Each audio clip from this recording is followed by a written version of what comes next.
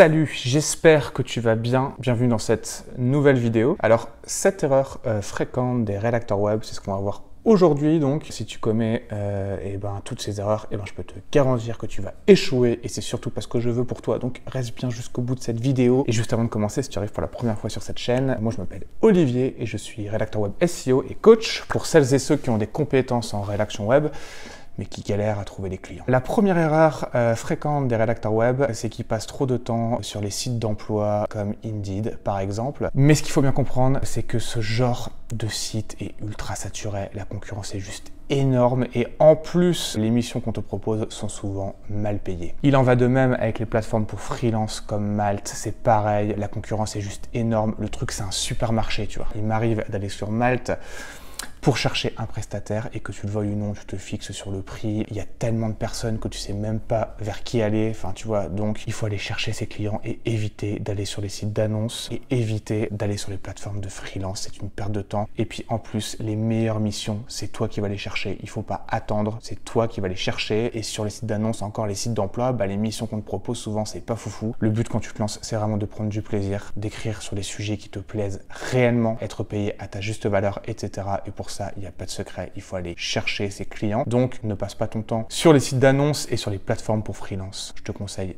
vivement d'aller chercher tes clients. La deuxième erreur fréquente des rédacteurs web, c'est qu'ils envoient des mails de prospection, mais ils ne relancent pas leurs prospects. Retiens bien que 80% des ventes se font entre la 4e et la 11e relance. Il faut que tu saches que la majorité des contrats que j'ai obtenus, c'est parce que j'ai relancé mes clients. Je te le répète, 80% des ventes se font entre la 4e et la 11e relance. Donc si tu ne le fais pas, tu perds énormément d'argent. Après, il y a d'autres personnes qui relancent leurs prospects, mais ils le font n'importe comment. Il est impératif que tu notes tous les prospects que tu as contactés, ainsi que la date d'envoi de ton premier email de prospection. Ensuite, il faut que tu les relances. Il faut employer les bons mots. Il faut aussi le faire au bon timing. C'est vraiment tout un art. Je t'avais fait une vidéo à ce sujet où je te disais tout par rapport à la relance client. N'hésite pas à aller la voir. Elle pourra fortement t'intéresser. La troisième erreur fréquente des rédacteurs web qui commencent du coup, c'est qu'ils ne fixent pas des prix justes. Quand tu commences, il est inutile de facturer 8 voire 10 centimes par mot, voire plus. Si tu t'es formé, c'est cool, mais il faut bien comprendre qu'il faut des preuves de ses compétences. Si tu démarches un prospect et que tu lui proposes 10 ou 15 centimes par mot alors que tu n'as aucune preuve de tes compétences, il est évident que tu vas te faire remballer. Il faut que tes prospects te voient comme un investissement et pas comme une dépense. Et je te garantis que si tu factures direct extrêmement cher alors que tu n'as aucune preuve de tes compétences, il est évident que tu vas galérer à décrocher des contrats. Ensuite, une fois que tu es installé, une fois que tu as des clients, une fois que tu as fait tes preuves, il est tout à fait légitime que tu demandes à tes clients de te payer à ta juste valeur. Et c'est comme ça que ça se passe. Tes futurs clients doivent te voir comme un investissement et pas comme une dépense. Et s'ils te voient comme une dépense, il est évident que tu ne trouveras jamais de clients. Donc, dans un premier temps, facture des prix attractifs. Attention, je ne te dis pas de te brader, soyons clairs, mais retiens bien que si tu veux être un rédacteur web à succès, il faut que tu aies des preuves de tes compétences. La quatrième erreur des rédacteurs web, c'est qu'ils restent seuls dans leur coin. Et le problème, c'est que c'est surtout pas ça qu'il faut faire. Pourquoi? C'est très simple. Il faut que tu fasses ami avec d'autres rédacteurs web SEO qui sont à leur compte comme toi. C'est super important. Ne reste pas seul dans ton coin, derrière ton écran tout le temps, parce que je te promets que de 1, tu vas déprimer, et de 2, c'est vraiment pas le meilleur moyen pour trouver des missions également. Pourquoi? Imagine juste qu'il y a un rédacteur web qui est débordé, tu vois, il a plein de missions, il est blindé, il en peut plus et tout, si tu n'es pas ami avec lui, il est évident qu'il ne fera jamais appel à toi et qu'il ne te confiera jamais des missions. Je peux te dire que moi, il y a un moment, j'avais la tête sous l'eau, j'étais débordé, et j'ai fait quoi du coup? J'ai confié des missions à d'autres amis qui étaient rédacteurs web comme moi, et c'est tout à fait normal, j'ai même délégué certaines missions, etc. Donc je te conseille vivement de te construire un réseau solide de rédacteurs web SEO freelance qui sont amis, etc.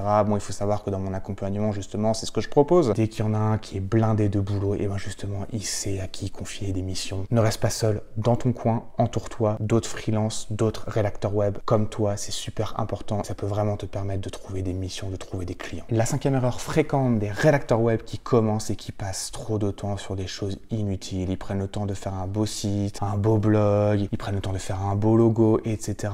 Et ce qu'il faut bien comprendre, c'est que toutes ces choses au début, on s'en fout parce que le principal au début, c'est de trouver des clients et de vivre de la rédaction web. Donc, il est important de se concentrer sur les 20% d'actions qui te ramènent 80% des résultats. Et quand tu commences, après t'être formé, il est impératif de se concentrer sur une seule et unique chose, c'est la vente. Après, je te dis pas qu'avoir un blog et tout, c'est pas utile, mais dans un premier temps, tu dois te concentrer sur la vente. Il faut que tu trouves des clients, il faut que tu arrives à vivre de la rédaction web le plus vite possible. Moi, c'est ce que j'ai fait, tu vois. J'avais pas de blog, j'avais pas de site. En plus, avoir un blog, c'est cool, tu vois, mais il faut absolument que ton blog soit bien positionné dans les pages de résultats de Google et que tu apparaisses sur certaines requêtes, parce que sinon, il est évident que si tu présentes ton blog comme portfolio, tu vas perdre en crédibilité si tu n'es pas bien positionné, et c'est juste normal. Donc, la première des choses, concentre-toi sur la vente, concentre-toi à trouver des clients. Le reste, on s'en fout, le reste n'est qu'accessoire, je te le garantis. Concentre-toi sur les 20% d'actions qui te ramènent 80% des résultats, et pour ce faire, il n'y a pas de secret, c'est la vente. La sixième erreur fréquente des rédacteurs web qui commencent et qui ne commercialisent pas assez leur entreprise. On me contacte en permanence pour me dire « Olivier, comment tu fais? Olivier ceci, Olivier cela ?» Et à chaque fois, je leur demande « Tu as envoyé combien de mails ?» Et à chaque fois, c'est toujours pareil, tu vois. « Ouais, j'ai envoyé quelques mails, mais là, j'ai pas trop de temps, ceci, cela, nanana. » Alors, si tu te trouves des excuses en permanence, je te garantis que tu vas échouer, tu vas droit dans le mur. Il est impératif au début, quand tu commences, même si tu as les bonnes stratégies, et etc., il faut que tu passes à l'action massivement. Si tu ne passes pas à l'action massivement, il ne se passera absolument rien. Et même si on vient vers toi, ce sera pour une mission one shot ou sur un sujet qui ne te plaît pas forcément. Donc tu dois aller chercher tes clients. Il faut vraiment que tu passes à l'action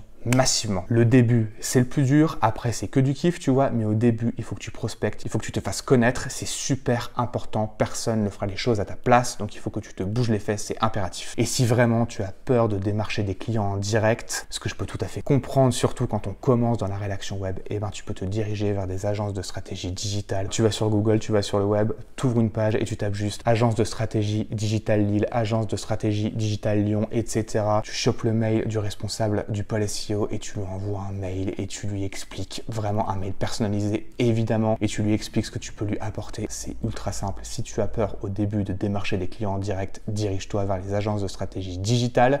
C'est la meilleure manière de prendre confiance en soi. La septième erreur des rédacteurs web qui commencent, c'est qu'ils ne personnalisent pas leur mail de prospection. Tu n'imagines même pas le nombre de mails que je reçois par jour, et les 3/4, si ce n'est plus, ne sont pas personnalisés. Ça se voit que c'est des emails qui sont envoyés en masse en automatique, et franchement, mais quand je vois ça, déjà je lis même pas le mail, et clairement ça me saoule, ça me saoule, ça me saoule. Il faut que tu te différencies de la plupart des gens, et déjà pour ça, il faut personnaliser chaque email de prospection, c'est super important. Il faut que tu sortes du lot, il faut que tu crées un lien émotionnel avec chaque prospect, juste pour qu'ils se disent « Waouh, mais cet email, il est génial, c'est exactement ce qu'il me faut, c'est la personne dont j'ai absolument besoin pour augmenter mon trafic et mon chiffre d'affaires. » Donc, prends le temps de faire tes recherches, mène ton enquête et personnalise chaque mail de prospection. Ça va vraiment te permettre de sortir de la masse des gens. Et si tu ne personnalises absolument rien, je te garantis que tu vas échouer. Donc, prends le temps pour la énième fois de personnaliser chaque mail de prospection. Voilà, écoute, tu connais maintenant cette erreur fréquente des rédacteurs web. Dis-moi ce que tu en penses dans les commentaires, ça peut être super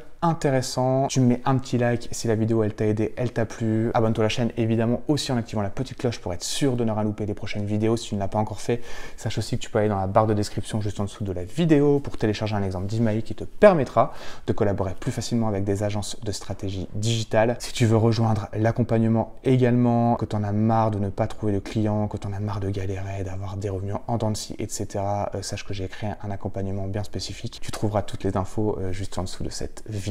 Sur ce, je te souhaite une excellente journée, une excellente soirée. Prends soin de toi et on se voit